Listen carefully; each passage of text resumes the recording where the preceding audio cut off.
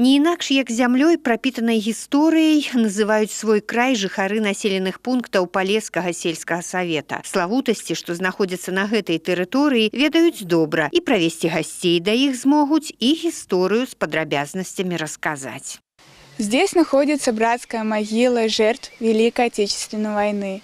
9 февраля 1943 года в деревне Будище 52 мирных жителя были сожжены немецкими карателями. Среди них были женщины, старики и дети.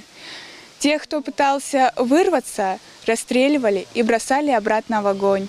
Менавіта ідэя любові да роднага краю і жаданне захаваць яго унікальнасць ляглі ў аснову праекта «Малы палескі маршрут», у які ўключаны 17 лакацый. Тут і помнікі ваеннай гісторыі, і культавыя пабудовы, і шануемыя ў гэтых краях гідралагічныя аб'екты. З крыніцай, што непадалёк ад вёскі Будзішча, звязана легенда аб тым, што ў кожнага, хто тут акунецца ў ваду і павяжа на крыж ручнік, запаветнае жаданне здзейсніцца. Кто называет ее святая, кто чудотворная. В последнее время появились щучки. В народе даже начали говорить, что это по щучьему велению. Щучки маленькие, но волшебные. Приезжайте к нам, увидите щучек, вот они плавают, и попробуйте воду. Аграгарадок Палессе – адна з крайніх кропак Гомельшчыны. Мясцовых жыхароў адлегласцю адсюль да абласнога раённага цэнтраў 100 і 45 кіламетраў адпаведна не напалохаеш. А вось турысты, што з ахвотай едуць знаёміцца з, так скажам, раскручанымі славутасцямі Чачэрскага раёна, дадатковыя кіламетры да Палесся пераадольваць не гатовы. Мясцовыя актывісты гэтую сітуацыю выправілі і, каб прывабіць гасцей на тэрыторыю свайго сельскага савета, і распрацавалі свой турыстычны маршрут. В прошлом году я поехала обучаться в школу регионального развития. И там, естественно, нам показали, как правильно подать, как правильно создать, как правильно преподнести.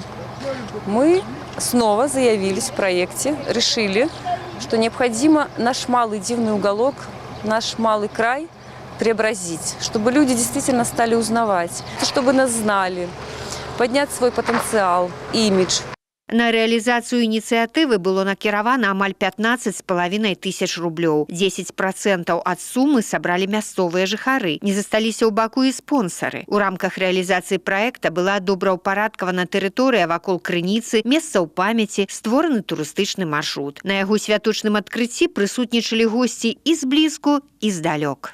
Мы приехали сюда, к вам в Беларусь, из российского города, из Великого Новгорода, древнего города. Мы очень Беларусь любим, мы приехали сюда к своим родственникам.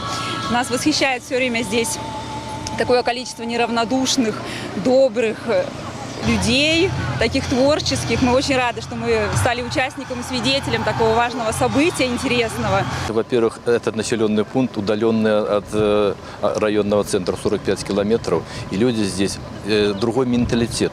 Для них радость открыть, вот, и побывать на таком празднике. Это действительно был праздник. И я не побоюсь этого слова, участвовали чуть не все деревни в реализации этой гражданской инициативы.